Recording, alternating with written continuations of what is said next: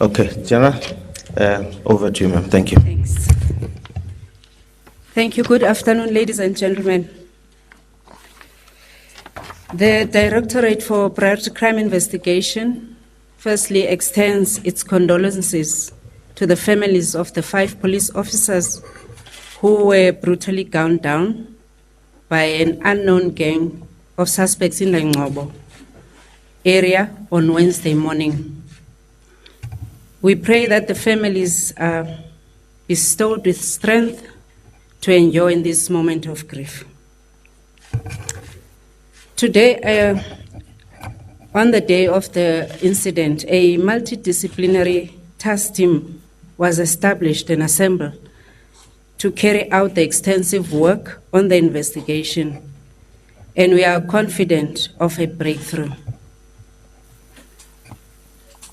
Today, I'm here to give you an update and put the record straight on the Hawks external investigation. Firstly, after a tremendous amount of work over the last year, that is in 2017, the Hawks completed its first phase of the investigation in November 2017 and referred the matter to the National Prosecution Authority for decision. I would like to thank the Hawks Serious Corruption Investigation team who did a remarkable job on this case.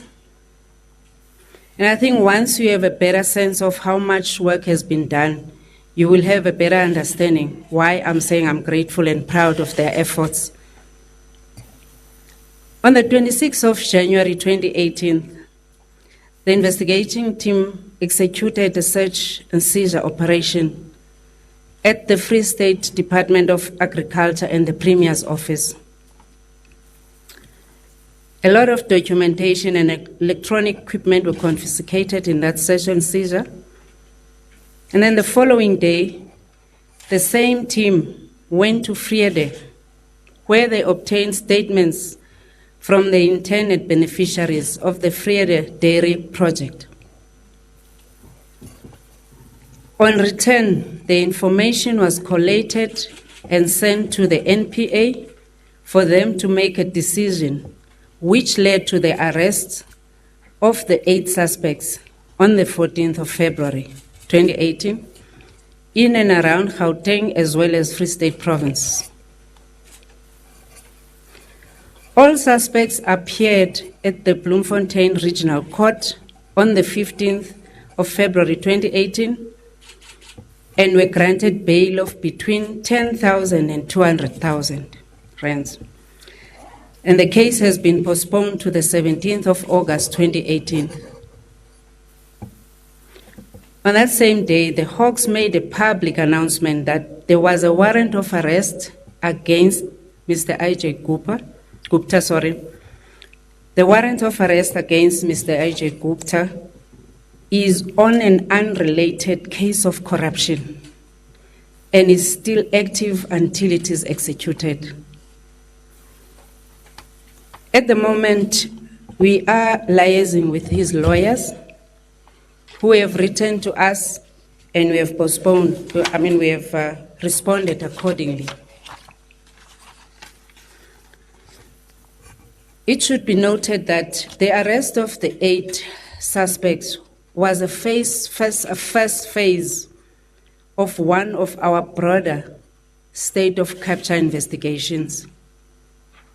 And therefore, it is neither a procedure nor a policy for us to prematurely reveal pending investigations and or sought suspects, as this will compromise our ongoing probes. And there's been various sentiments and views attributed to these investigations. We respect the different views and opinions. However, it must be noted that only ourselves as the Hawks who assist with this investigation can talk with authority and nobody else. I want to assure the nation that as the Hawks, we are not influenced in any way, be it politically or otherwise. All our investigations are being done competently, honestly, and independently, without outside influence of any kind. We will continue to pursue and investigate these complex matters without fear or any favor. And in conclusion, we'd like to appreciate the South African public, the media, civil society organizations for their continuous support. I thank you very much.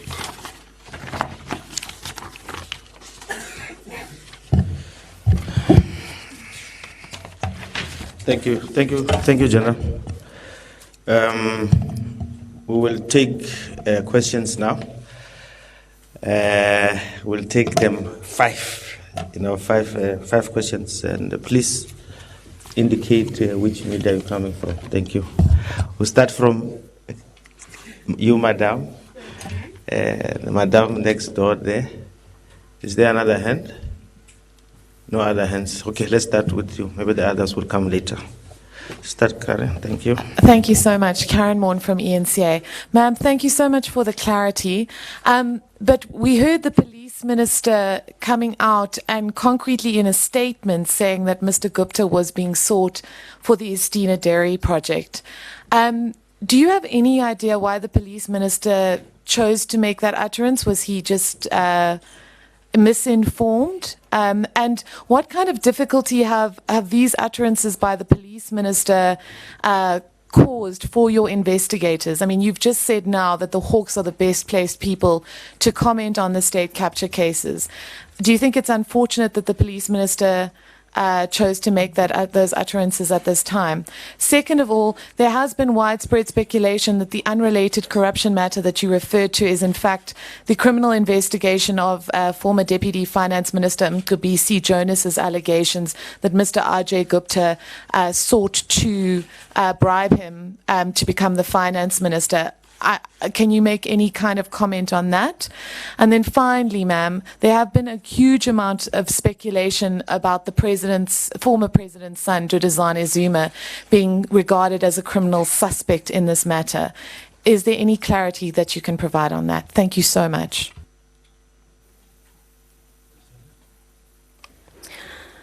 Good afternoon. It's Crisalda Lewis from SABC Television News. Just on that particular question by Karen, I'd like to establish whether there is an active warrant of arrest for Mr. Duduzane Zuma. Second of all, the last that we spoke to the Hawks was relating to the number of suspects that you were basically looking at. That figure was 13. Are we still at 13 at this stage relating to additional arrests that could be made in this matter? And regarding Mr. Ajay Gupta, ma'am, you did say that there had been there was a letter that was written from Mr. Ajay Gupta's lawyers to the Hawks, them requesting particular information, proof of warrants of arrest. Are you now saying that you've complied with Mr. Ajay Gupta's lawyers in their request to have that proof? Do we have any other questions before they respond? Barry? Good afternoon, Barry Bateman, Eyewitness News. If you could just provide some clarity, the 8 suspects that appeared a week ago, we were told there were 13 in total. 2 outstanding, we understand, were in South Africa. Are you able to clarify who those 2 are? And then we've got 3 others who were abroad. Are you able to tell us who those 3 others? That will bring some clarity on who exactly is being sought in this particular matter. Thank you. Yeah, one specifics. There's no other question. Okay, thanks. General? Thank you. Let me start with Karen's question around the pronouncement made by the Minister of Police on the Mr. Ajay Gupta's being sought as a fugitive, and it indicating that he is sought for the Estina investigation, and as well as if we can clarify that, as I indicated now, he is sought for unrelated matters that to the Estina, but it's on corruption. And you wanted to know if there's any difficulty in our investigation relating to that pronouncement. Well, I'm not going to want to say whether it was incorrect or misinformed. The minister was misinformed in that regard. I think that is something that must be clarified with him. But as I clarified now, on what is Mr. Gupta, Ajay Gupta, sort of, he is, as I indicated, is on unrelated matter to the Estina investigation, but it's on corruption as well. And I think it also answers your second question around whether he sought for a bribe around Mr. Mcebisi Jonas. I'm not at liberty to state now what exactly is that corruption matter related to specifically.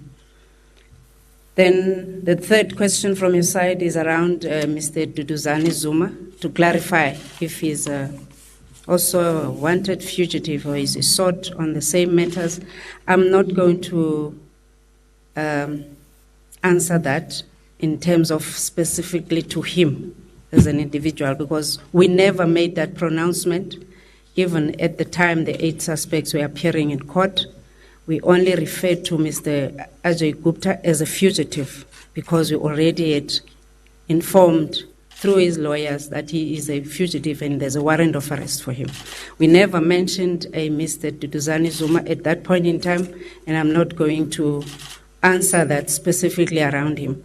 As I indicated, this investigation on the arrest of the 8 people on the Estina Dairy Farm matter was phase 1. We still have other phases to investigate. That the investigation is still ongoing on the other phases. So I'm not at liberty to refer to a Mr. Duduzane Zuma that we never made any pronouncement on. Then Griselda from SABC, you also wanted to know if there's an active warrant of arrest on Mr. Duduzane Zuma. We don't have any warrants of arrest. That pronouncement was never made by us. It came out of other speculations or expectations, rather. I don't know where it came from. So we've never made any pronouncement on him.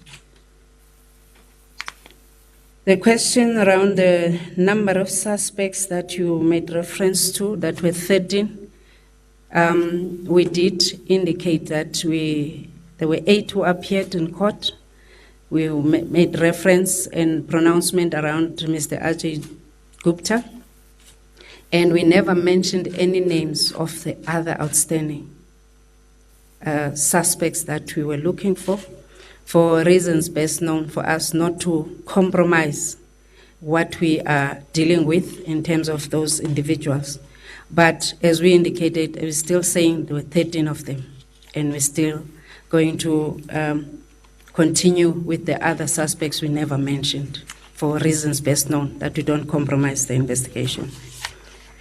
Then you mentioned the letter to the lawyers, and that there's been correspondence between ourselves and the lawyers.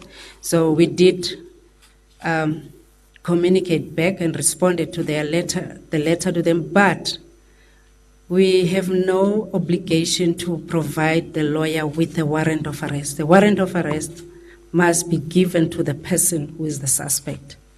We can't give the lawyer, because the lawyer is supposed to bring the person, the suspect that we want us, and we're not going to present the warrant of arrest to the lawyer, because we had indicated, bring your client to us as a suspect. We have a warrant of arrest for that suspect. The last question came from Barry Bateman, and you also referred to the 5 suspects that are outstanding out of the 13 that I think I've clarified that part, that we're still saying there are 13 of them that we're supposed to be looking into. 8 have already appeared, and we made mention only of Mr. Ajay Gupta, and we still have the others that we won't mention any names, because we know why we're not doing that, and we would request that we don't venture into that space of mentioning the names of the people that we have not yet informed or been able to get any of their legal representatives on that matter. Thanks. Thanks, General. I think let's go to Cape Town. Do we have any questions in Cape Town? No, we don't have questions. Back to you, Chair. Okay, thank you. Alex? Griselda and then Karen. Thanks.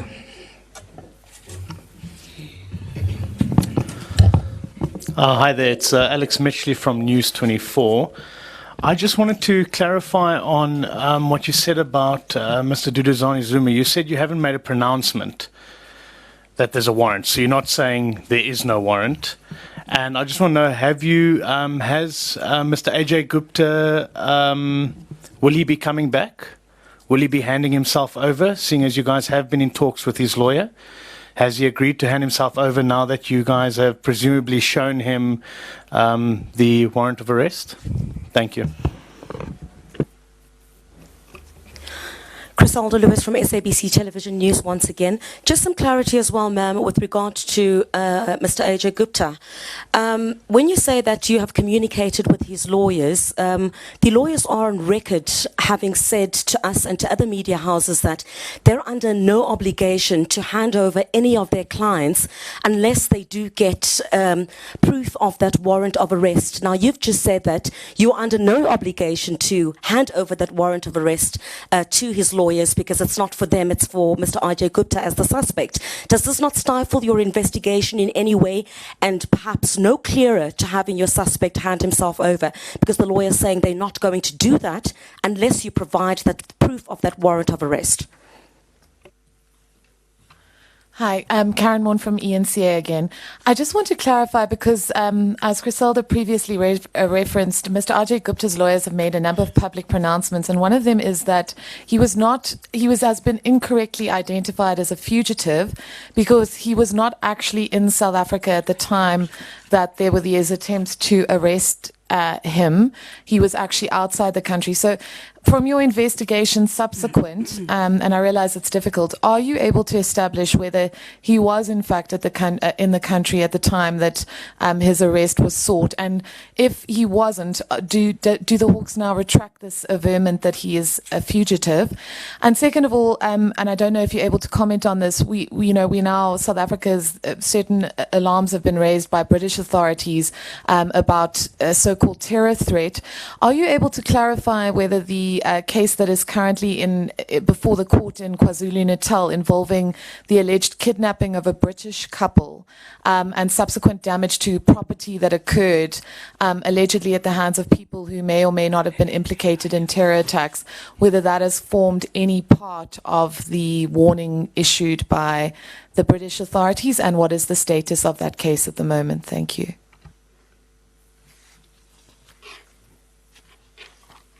There's no other question? Karen? We wanted to confine this, this media briefing to the Estina matters, but we won't shy away from answering that question. Thank you. Thank you. Let me start with the last one. Thank you. Karen, about what the British authorities, I don't want to make any pronouncement or say anything or comment on that announcement. I don't think it's my place. But what I can talk to is what you asked about the criminal investigation that is located within the DPCI space on the suspected kidnapping of the South African British citizen or couple. What is already in the public space is that there were 2 arrests made on that, and 2 people appeared in court in Showe, and in Vrede Magistrate Court, and that they are facing those charges of suspected kidnapping, and therefore they are still inside. And we're only going to continue in terms of the case on the 1st of March for a formal bail hearing. Then if I can move on to your question, Alex from News 24. I'm still saying we have never made any pronouncement around anybody outside of that we have warrants of arrest for Ajay Gupta, like the 8 who were arrested. And we've never made pronouncement about anybody else, and specifically what you're asking me around Mr. Duduzane Zuma. So it's difficult for me to make any reference or respond to him, as was made in, as has been said in the public space. We have also been aware of the pronouncements made by Mr. Ajay Gupta's lawyer in the public space, but there is correspondence between ourselves and himself. And if I am saying that on the day of the appearance of the other 8 suspects in court, that we made that pronouncement, he's a fugitive. And there, at that time, we had been in contact with a lawyer who made, who appeared online and referred to Mr. Ajay Gupta that he's representing him. And we made contact with that specific lawyer. And he made promise that he will bring him in. Because we said we want, then if he's your client, bring him in. We have a warrant of arrest for him. And that was where we left it until days went by with no Mr. Ajay Gupta being brought to ourselves. So this second set of lawyers are those now who have written to us and indicated they are representing him. And therefore we have been in correspondence with them, but the kind of information they want from us is information we cannot give to them until such time that he has presented his client to us, because we indicated we have a warrant of arrest. So that is where we are standing with the lawyers. We have responded to the correspondence to us and not whatever is being said in the public space by him. Unless you want to add, I think I've covered. Is there any question that I left out from anyone on the floor? I don't think there's any, Jana. We'll take a new hand there up, and then Barry. Then I think we'll be closing. Maybe before you answered, you asked that question. Can we just check with Cape Town if there is no questions from that side? Still no question from our side, Okay, that's fine. Thanks. Let's start from Virginia Kepler, a citizen. Ma'am, you said on the day his lawyer said that they will bring him in, and they never did. Was he in the country at that time?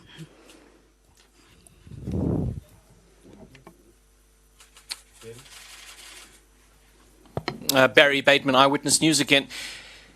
Atul Gupta filed an application to challenge the seizure of the 10 million rand paid into his account. Yesterday, it emerged the papers filed in response by the Asset Forfeiture Unit.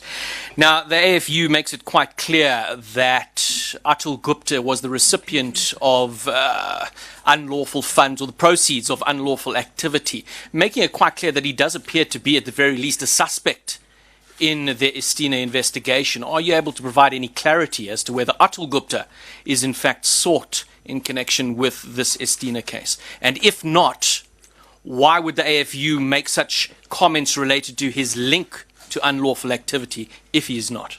Thank you. Alex again from News 24. Earlier you gave us a timeline and that you said the investigations were completed in November 2017, handed over to the NPA. You've identified 13 suspects, 8 of which were arrested on the 14th of Feb. Why is it that the other 5 have not been arrested? What is taking so long? If everything's already been identified and all 13 suspects have been identified, you've already snagged 8. What about the remainder, the 7? Sorry, what are 5? What about the remainder? Why have they not been brought to book yet? Is it because the rest of the suspects are politically connected, possibly? What is the reason that they haven't been arrested yet? Thank you. Okay. And that's the last round, eh? Thank you. Okay, thanks. I will respond to you, Alex, first. You're referring to the 5 remaining. Why have they not been arrested and yet we have warrants of arrest for them? As I stated, within that 13, 8 appeared in court. 1 is Mr. Ajay Gupta. Then we didn't pronounce on the others because we were able to establish their whereabouts. And for other reasons that I said I won't mention here, that would probably compromise the other part of the investigation that we're continuing with, that those suspects, we will not even mention who they are for those reasons. And then on the Atul Gupta, I would ask Brigadier Basi to just quickly speak to and talk to that one, referring to the AFU process and also how does it link to us and why maybe we're not, is not part of the others, if you say so.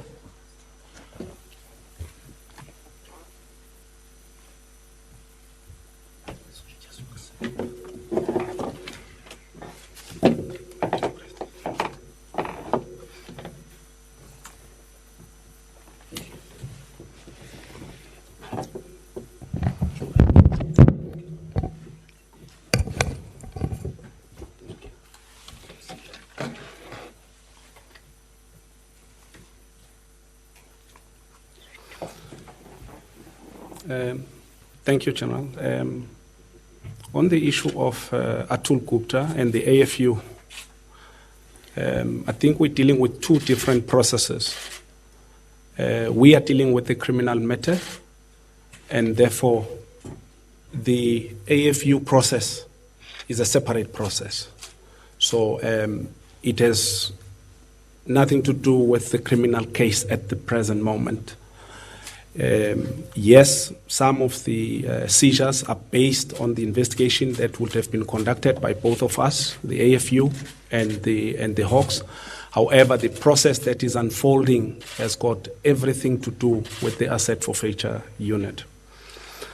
On the question whether by citizen, whether Ajay was in the country or not, the issue why we responded the way we responded, it's because the lawyer had indicated in the media specifically that he was going to meet his client who knows nothing about his pending arrest. Hence we responded the way we responded, because it is the lawyer who indicated that he was meeting his client who was not aware that he was being sought. Thanks. If he was in the country at the time of the arrest.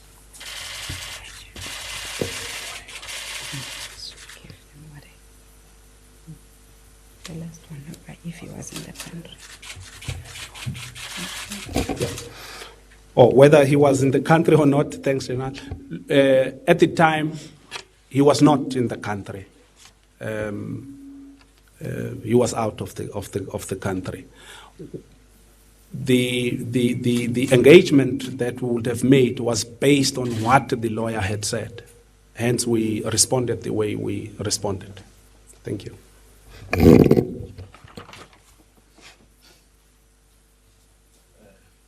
I think we've covered everything. I know there's going to be a request for one-on-ones. We'll do them now. But Mashiko, we said it was the last round. Oh, one-on-one, it's fine. So we will allow for that moment, and then we just want to thank you for responding and hope to see you soon. Thank you.